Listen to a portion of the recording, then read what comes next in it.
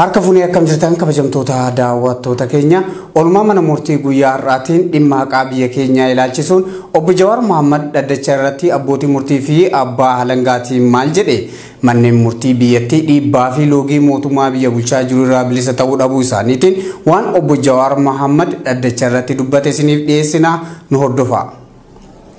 Asitti dhimma dhuunfaa keenyaa qofaa miti waa'ee sirna haqaa biyya kanaatu nu yaaddessa. Kanaaf yoo dubbannu abbaa murtii qofaaf hin dubbadhu mana hojii abbaa alangaa biyyattii keessatti nama lammaffaatu as jira isaanis dabalatee jechuudha. Sirni haqaa biyyattii harka paartii aangoo qabutti kufee jira siyaasa isaaniitu kuffise.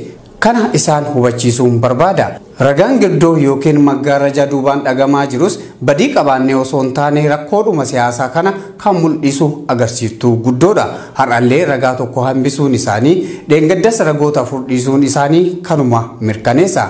Waan hawwatu kana hidhamuu sodaaf hin jedhu sirni haqaa akka dhimma keenya kanaaf sirratu qofaaf miti dhalootaaf dubbanna malee aarsaa kamuu fudhachuuf murteesseen itti seene hidhaan inumaa salphaadha.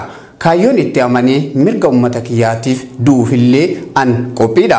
Ammuma kana yoon du'e hin gaabbu kokkolfaan du'a. Wanni watwaatuuf garuu sirni haqaa biyya kanaa hundee irraa akka fooyya'uufidha.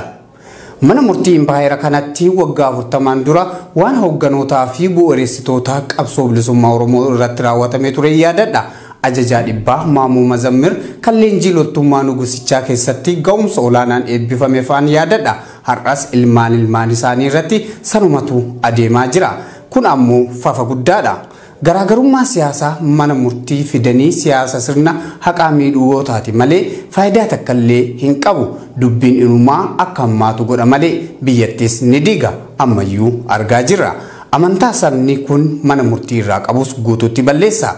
Nan yaadadha muummichi ministeeraa ammaa kun waggoota 27 darban heeraa fi seera cabsidee uummata mirga isaa gaafate shororkeessaa ture jedhanii ifatti badii sirnichaa amananii turan.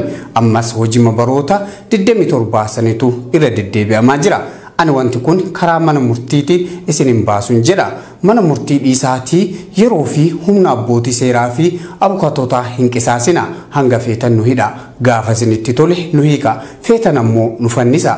Maqaa seeraa fi sirna haqaa garuu hin xureessina jechuun fedha. Galatooma jechuun obbo Jawaar Mohammad dubbii isaa kan dhaddacha gubbatti taasise goolabe.